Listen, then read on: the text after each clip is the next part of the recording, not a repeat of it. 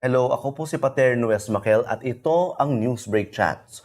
Dito sa Newsbreak Chats, dadalhin namin kayo sa likod ng kamera para pag-usapan ang mga issue at kontrobersya sa likod ng mga balita. Biyahe, biyahe, biyahe. Marami nang ginawang biyahe si Pangulong Ferdinand Marcos Jr. sa loob ng halos isang taon niya sa pwesto.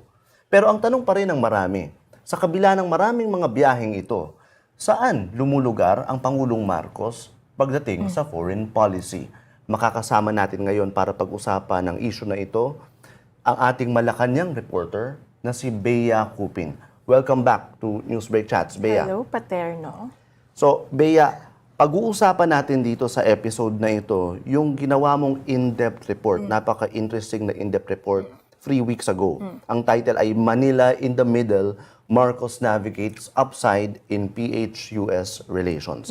Pero bago natin pag-usapan yung in-depth piece na ito na tumatalakay dun sa biyahe ni Pangulong Marcos sa Washington, D.C., pag-usapan muna natin yung isa sa mga interesting din na biyahe na kung saan sumama ka a few days ago. Yeah, nung Tuesday lang. Noong Tuesday. Saan ito, Bea? So, kasama kami sa media delegation, sumama kami sa Philippine Coast Guard. Dinala kami sa West Philippine Sea actually, and right in the middle of the Opera Box or kung saan nag-operate yung tatlong Coast Guards. Ay hindi lang yung Philippine Coast Guard, pero yung Philippine, US, and Japan Coast Guards for their first ever trilateral exercise. First ever, like, may existing connections na yung Philippine Coast Guard kasi sa US. Nakailang drills na yan, exercises. Same with Japan, marami ng exercise, marami ng drills. Pero first time na all three were in one exercise together.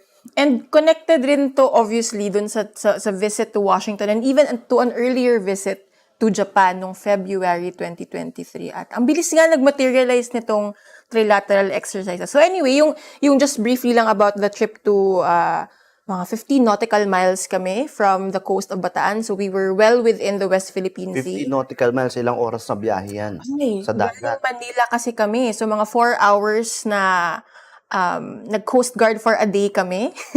So 4 hours na biyahe from the port of Manila all the way to Bataan. Sumakay ka? Sumakay kami sa BRP Cabra.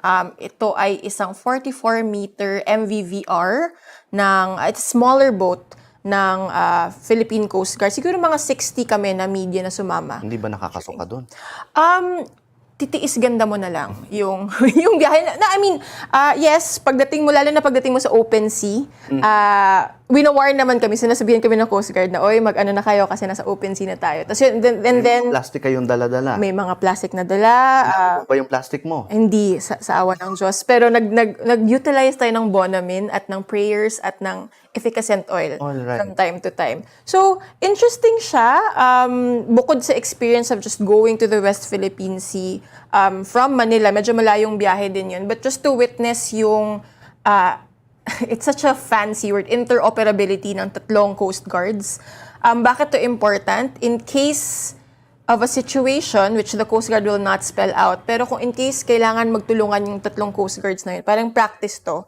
Kasi syempre, iba't ibang platform yan, iba't ibang norms yung mga Coast Guard na to. Pero at the end of the day, because they're Coast Guardians, that's what they call themselves, they tend to have a common language. So parang ito yung pag-test kung nagkakaintindihan ba tayo, ano yung mga nuances ng bawat Coast Guard unit of the Philippines, the US, and Japan.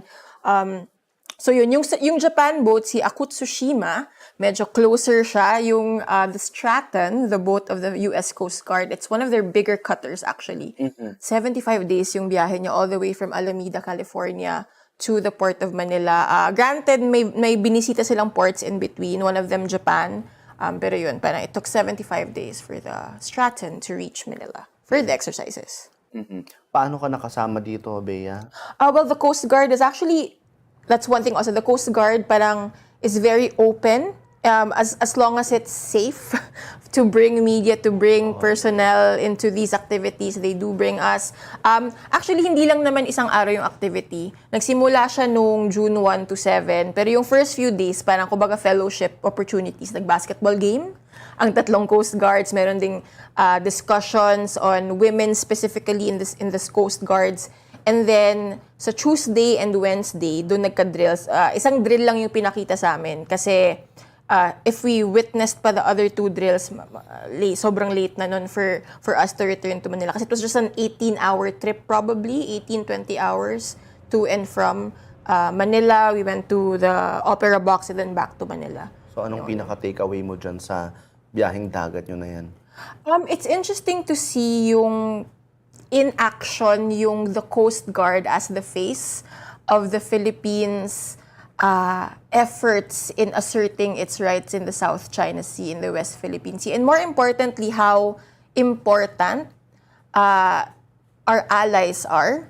Syempre, you have the US Coast Guard kasi sobrang laki niya. Yung US Coast Guard, technically under the armed forces siya ng US.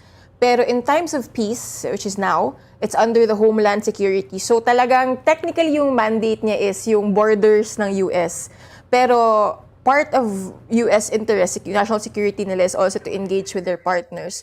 So it rivals most navies, ganun kalaki. Even Japan actually, it rivals most navies. So it is interesting to see how the Philippine Coast Guard, admittedly a unit, an agency na siguro if you looked at it 10 years ago, napakalayo sa what it is now. Long way to go, obviously, in modernizing the Coast Guard. Pero it's interesting to see yung pag-operate nito on the civilian level. Kasi technically, hindi ka, armed forces ka but not quite. And then you contrast it with the balikatan. Actually, yung tawag sa drills na to, sa exercise na to, sa trilateral na to ay kaagapay. Binigyan din nila ng nickname, tulad ng balikatan. So parang interesting to see how the two are happening simultaneously. Yeah. Ngayon, Bea, kanina, itong biyahe na ito sa dagat ito, pero nabanggit mo kanina na may kaugnayan ito doon sa biyahe ni Pangulong Marcos sa Washington, D.C. Bakit? Siguro dalawang biyahe din. Actually, yung unang discussions ng trilateral exercises na to or na bring up, ganito, siguro in the context of President Marcos, nung Japan trip lang sa February 2023. But you have to remember, hindi naman nag-start from scratch, hindi tabula rasa yung hindi lang foreign relations, but yung relations ng Coast Guard, ng militaries natin. President Marcos is not starting from scratch. He's building on decades-old relationships. In the case of the US, obviously, the oldest treaty ally. Pero Japan, very robust na rin yung relationship natin. In fact, under the former President Duterte, di ba, parang nag-further din yung ties ng Japan and the Philippines. So, they're building on that. But in DC kasi, official working visit, he was the first Philippine president to visit the White House in over a decade, the last one being the late Benigno Aquino, who visited the White House in 2013, 2012 or something like that. Yung malaking emphasis dito obviously was defense. And I think yung exemplary, yung parang to really banner the fact that this defense was a heavy focus was that President Marcos visited the Pentagon. He engaged with Defense Secretary of the US, Lloyd Austin, in a meeting. Binigyan pa siya ng full honors before the Pentagon. Yan? Malacanang quoting the Pentagon, the DOD of the US, says he's the first one under the Biden admin. Pero yung caveat doon kasi, dahil pandemic, very limited yung binibigyan ng honors. And then, so binigyan siya ng full military honors. Also, just to makontextualize lang natin, a few weeks before Marcos flew to DC, South Korea's head of state was in DC. He wasn't given full military honors in the Pentagon kasi state visit yung sa kanya. Iba na naman yung seremonyas nun. So, iba-iba kasi yung seremonyas ng as you would know, ng iba't ibang kinds of visits. So, but a lot of emphasis was placed on defense. In fact, parang right after the meeting, lumabas yung parang much talked about na guidelines on engaging if the Philippines and the US engaged in the South China Sea together, ganon. Tas ang dami ding pledges of help actually via US aid, yung aid agency ng US. So, yeah. Yung particular trilateral exercise na ito ng US, Japan, and Philippines, ito ba saktong pinag-usapan ni na Pangulong Marcos at Pangulong Biden? Based on the, parang, ang tawag nito, yung releases from the White House. Kasi syempre hindi naman tayo literally nakasit in sa bilateral ng dalawang leaders, but the White House does give out readouts. Walang explicit na mentions, but from the readouts and handouts of the Pentagon, parang Japan was mentioned in the context of parang enhancing yung cooperation between the US and other allied nations in the context of securing the region, the Indo-Pacific. Kasi yung US kasi meron siyang Indo-Pacific strategy. Ngayon yung Indo-Pacific strategy na to, they're very mindful about not making it about China, even though it is. And that's because it's also like, it's an insult to your allies to, kumbaga, hindi pwedeng lalapit ka sa Pilipinas, tapos parang yung dating lalapit ka dahil kalaban mo yung China. So their approach to the Indo-Pacific strategy is, we approach you as a partner, we put your needs ahead of everything else, diba? I mean, in terms of bilateral ties, because what they want to do is to shape the environment in which China is navigating through its allies. So parang, nakita mo yung distinction na yun, na parang, hindi tayo gumagalaw kasi kailangan natin talunin yung China. Kasi they're competing against China economically, security-wise, but what they want to do is to control the environment, or at least influence the environment in which China is navigating in by engaging with the Philippines, engaging with Japan. And of course, talking about the Parang Coast Guard. passive-aggressive. Parang gano'n. Or parang, kumbaga, hindi natin parang we work together because we want to work together. Hindi natin ibibida na we work together because we want to neutralize, or we want to get like a 1 point up in our competition with China. Although we all know, Parang kaalitan mo, pero ayaw mo lang ipahalata masyado. parang gusto mo Hanap ka ng mga mag-focus. kampi. Oh, Pero hindi mo sasabihin na yeah. dahil kasi masyadong magulo itong Oh, isang bansang ito eh. oh. Pero maghahanap ka na ng kakampi Yeah. actively. Ganyan ba yung sinasabi? Parang ganun. Tsaka, kasi parang it also helps the connection kasi, kumbaga, hindi mo ini-infantilize yung partner, yung allies mo in the region. Hindi mo sila minamaliit by just, kumbaga yung dating kasi kung China yung ibibida mo, parang ginagamit mo lang sila to one-up China. But that's not how they want to approach the Indo-Pacific. They want to approach the Indo-Pacific na parang, okay, what does the US and the Philippines want from each other? How can we help each other? But again, at the end of the day, isipin mo, the US stands to gain a lot also from having good ties with the US. And I think obviously Washington is glad that President Marcos, unlike his predecessor, is very much open to having close ties with the US. He went to DC barely ilang buwan pa lang since he last went to the US, because he was in UNGA, right, for New York, in New York for UNGA, and then a few months after he goes to DC for an official visit at the White House. So yeah, they're glad. In a word, Bea, or in one sentence, how would you link the Washington visit of President Marcos to the Coast Guard exercise that you witnessed a few days ago? One word lang ba? In one sentence. One sentence. It's kumbaga, paano ba? Just to help our viewers understand it. Okay, ganito. Ito yung manifestation, siguro, in a way, para siyang snapshot of how the Philippines is dealing with foreign relations. Explain ko. Alam ko yung sabi mo, one sentence lang. Parang, lumalapit tayo ulit sa US, pero we're not putting all our eggs in one basket. And this is where the middle power dynamic comes in. No? Bakit? Siguro isang factor din dito kasi the world has learned na hindi nga pwedeng US-China ka lang. Kasi complicated for us eh. China is our top trading partner as of until now. Yung data ko kasi March 2023, 22.4% of imports are from China, 21.8% of exports go to China. So we obviously cannot cut our ties with China. Also with the US, top trade partner din nila. So hindi black and white yung mundo. But at the same time, especially given following Russia's war against Ukraine. 'Di ba yung mga supply chains, nagkanda gulo-gulo all over the world. On top of that, yung the lockdowns from the pandemic. Parang this isn't just a lesson for the Philippines, but a lesson for everyone else na you can't just concentrate on one partner. Parang napaka-corny nga na term nito, pero parang hindi monolithic, hindi one-dimensional yung ties mo. So again, yun nga, parang one thing when you engage with a country, hindi lang conflict yung magde-define ng ties nyo. May economic ties rin. But also, at the same time, you don't want to just ally with one country, with one interest. You want to... Ito din siguro yung yung parang pag-assert na you want to prioritize your national interests, and that might be, parang yung pagbuo ng national interest na yon might be from taking from different partners, from regional blocs, from superpowers, from fellow middle powers in the region. Kumbaga, marami kang kakaibigan.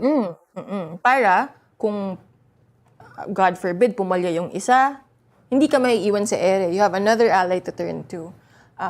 Parang, kumbaga, safeguards din yun for the country, na if something happens, ganun. I mean, in the same manner, parang yung Coast Guard, kunwari, important rin tayo for Japan, for stability in the region. Like, Japan definitely wants to create closer ties with the Philippines. I mean, yung manifestation nun, in-invite si President Marcos for an official visit to Tokyo in February 2023. So, Tsaka may dagdag ko lang siguro, Bea, yung the way I view it naman, itong Coast Guard exercise, it is a way to operationalize what they talked about in Washington, D.C. and in previous trips, previous trips of President Marcos. Kasi, kumbaga, one way of viewing it is that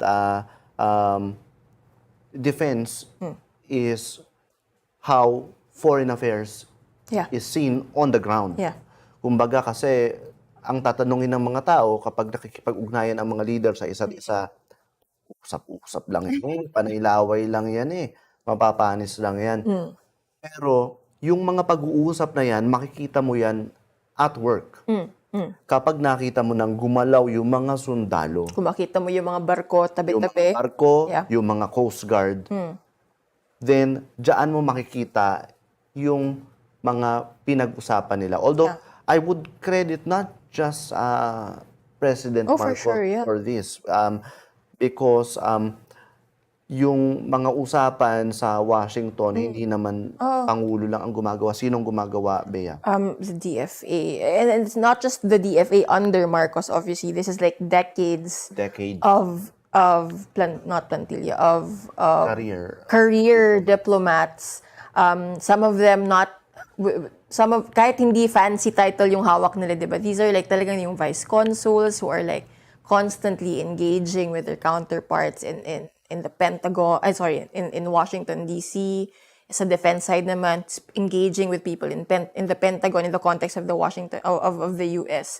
So, yeah, parang yun nga yung important, I think, to realize also in the context, especially when you talk about President Marcos, who is trying to really walk this middle line of not siding with the US, not siding with China, although by default kasi we side with the US kasi treaty ally natin sila. May mutual defense treaty tayo. So hindi mo pwedeng sabihin na we don't side with the US. But parang ito nga, really, but he's able to walk this line. Kaya niyang gawin to kasi ang dami niyang minana. Ang dami niyang tools na minana from not just from President Duterte, but President Aquino and the president before that. So these are things na hindi siya may gawa ng tools na to. Kumbaga pagpasok niya ng Malacanang, andun na yun. It's just a matter of anong gagamitin niya. Paano niya gagamitin yung tools na to. And I think important to note na yung DFA Secretary ngayon, si Enrique Manalo, he is a career diplomat, and not just a career diplomat. During the time of President Benigno Aquino III, he was the DFA Undersecretary for Policy. So, when we filed a case against China, when he was there. So, the continuity can also be seen in the personalities. Gusto ko lang pala ikabit, bukod sa defense, yung sobrang apparent na effort ng US also, President Biden, particularly, syempre hindi na yun responsibility ni Secretary Austin, but President Biden, a lot of emphasis was placed on economic ties. Meron silang pledge na Philippines yung co-host ng Indo-Pacific Business Forum. That's the biggest annual commercial event ng US sa region, sa Indo-Pacific, sa Asia-Pacific. And then they promised to send a trade mission to the Philippines. Di pa natin alam kung who's part of that trade mission. But also, parang this shows us na aware sila. Obviously, they know na our ties with China economically cannot be severed ng basta-basta. This is not them naman trying to sever those ties, but this is them saying na we all can also be your major trading partner. And it's not, you don't need to turn just to China for trade, for economic growth. So, interesting din yung obviously ma-emphasize yung defense ties kasi very clear yung mga pronouncements at promises. And din nga, ito rin yung tingnan natin kung may follow through. Like, will the money actually arrive from the from US aid? Will we use it properly? Ano yung results ng mga trade missions na to at what will we get from hosting this premier marquee annual commercial event in the region by the US? Bea, nabanggit mo kanina yung China. June 9, Friday, ipagdiriwang ng Pilipinas at China ang 48th anniversary ng diplomatic relations ng dalawang bansa. At yung diplomatic relations na yun nabuo noong June 9, 1975. Tama, 48 yun, 2023 minus 1978 equals 48. Tama? May math bigla to. Oo. Nabuo yun noong panahon ng diktador si Ferdinand Marcos. And makikita natin na yung relations ng Philippines and China ngayon full circle na. Nagkaroon na ng kasuhan sa gitna. At ngayon, nagbalik sa isa na namang Ferdinand Marcos ang Malacanang. Ano ang estado ngayon? Kamusta naman ang relasyon natin my God, with China? napaka-cliche na sagot siguro to, pero it's very complicated. Pinag-usapan natin dito din, 'di ba, yung after the visit to Beijing na parang the words were so flowery. New golden age, a maturing relationship, tapos 1 month after, may laser pointing incident ka. Correct. Against the Philippine Laser Coast. pointing incident, can you recount? Tinutukan ng military-grade laser ng China Coast Guard, yung Philippine Coast Guard. According to our Coast Guard, it nearly blinded the personnel in the bridge, which is napakadelikado nun if you're navigating the open waters. Di mo alam na if you're colliding with another ship and things like that. Which actually prompted President Marcos to summon the Chinese envoy to Manila. So literally, di ba? Temporary blindness, hindi ba? Temporary blindness to the personnel in the bridge, I would think. So, Right. So he summoned. and then I remember when we asked President Marcos about him summoning the Chinese ambassador, in so many words, sabi niya, friends, don't point lasers at each other. Mga bata nagde-laser point. Oo, parang ganyan, parang kung Hindi magkaibigan mga tayo. bansa. Oo. Hindi laging At kung alay tayo, hindi mo ipapahamak yung Coast Guard namin. So, and then after that, parang nag-summon na, tas meron din, ang daming nangyari actually in between, di ba, Paterno? Meron pang statement si Chinese ambassador referring to Taiwan, na hands-off dapat yung Pilipinas sa Taiwan. Think about the 300,000 Filipino OFW workers in Taiwan, which a lot of people would understandably read as a threat. But President Marcos is quick to say, no, it was lost in translation lang daw. And in fact, after that, parang nagbumisita pa sa Malacanang yung si ambassador tsaka si Chinese premier ba yun? Or a high-ranking Chinese official. And then, they seemed to be in good spirits. So, very interesting ito rin, parang, kumbaga, if he's navigating the US as well, given that they are our treaty ally, he's also definitely navigating this relationship with China. Mamaya, actually, it is June 8th, so the day before the anniversary, he will be attending a awarding ceremony of the award for promoting Philippine-China understanding. Mag-award sila ng several people, including, or at least mga guests pala later, includes former President Rodrigo Duterte, who famously or infamously announced a pivot to China na hindi rin naman talaga totoong pivot. Parang tumagilid lang tayo ng konti. Pero, so yun, interesting din yung aspect na yun. Sa mga viewers nga natin, dahil nga sinabi namin na dadalhin namin kayo sa likod ng camera, ito ay isang recorded program at dapat isushoot natin ito much later pa, hindi ba? But because Mag-live tayo dapat. Magda-live tayo, talagang yung live na nakikita ng mga tao sa yung ating pag-uusap. Pero dahil magkakaroon nga ng event si Pangulong Marcos, ikaw talagang pupunta ka doon mamaya, hindi ba, Bea? Tsaka may lockdown kasi yun bago dumating. May lockdown? Paano lockdown ba? 1 hour before, bawal ka nang lumabas sa venue. So, kailangan maaga kang dumating kay media ka or guest ka. So, 1 hour before, supposedly, strictly, wala nang pwedeng pumasok, wala nang pwedeng lumabas. So, ganun yung standard yun for most events with the president or not just the president, any high-ranking na kung may bumibisita na head of state, ganun din usually yung ini-impose ng Malacanang sa atin. So, dito sa event na ito, makikita naman natin kung paano makipagkaibigan si Pangulong Marcos sa China naman.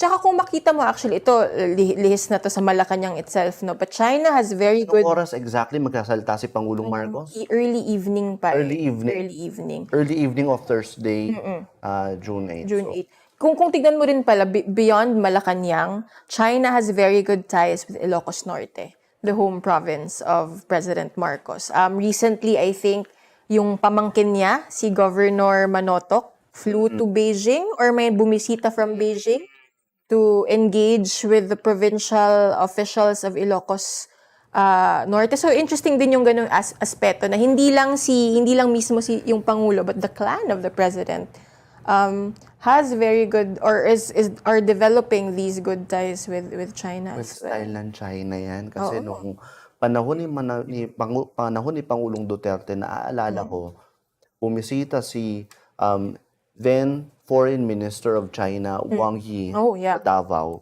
At noong bumisita siya, kinover ko yung pagbisita na yun, in-inaugurate naman yung Chinese Consulate General in Davao. May consulate din sa Lawag. Yan. Note mo rin yun. So kung ang sunod na Pangulo ay taga-ibang probinsya, baka magkakaroon din. Mali mo, balang araw, kung may Butuanon na maging Pangulo o may consulate in Butuan, Chinese consulate in Butuan, bigla. Taga-Butuan kasi ako. So, yun. So, Bea, just wrapping up, saan mo nakikita patungo itong relations ng Pilipinas sa China, sa Amerika? Alam, sa totoo lang, even other countries are asking the same question. Recently, I had an engagement with... Pareho pala kami ng tanong. Oo, parang may nagtanong, parang after, basta parang nag-usap kami, tapos pagkatapos nung pag-uusap namin, sabi ko, may mga tanong ba kayo? Kami? Sinong kami yan? Isang opisyal. Anyway, parang... ng ibang bansa. Oo, parang after yung nung briefing or yung initial conversation, sabi ko, may mga tanong ba kayo? Yung tanong nila ay, where do you think this is heading? Like, will the Philippines, will Marcos continue correctly or wrongly, seemingly siding with the West, with our traditional partners? Yung term nila dito ay parang following the global norms, which is a very loaded term. Pero parang, kumbaga, following the path that the Philippines has always taken. So meaning siding with the US, being allied closely with countries allied with the US. So actually, yun yung direction talaga natin kasi, tingnan mo, ties with Japan, ties with Australia. In fact, yung sa Singapore recently, Shangri-La Dialogues, di ba? Nag-quad meeting yung defense ministers ng US, Japan, Australia, and the Philippines. Si Secretary Galvez, bago siya pinalitan ni Secretary Chodoro, represented the Philippines in that first ever multilateral quad meeting of the four countries. May ibang quad din kasi, pero ito parang yung quad na kasama yung Pilipinas. Ganun. So, I think the question there is, will this be... Kasi if you think about it, wala pang 1 year yung Marcos administration. Right?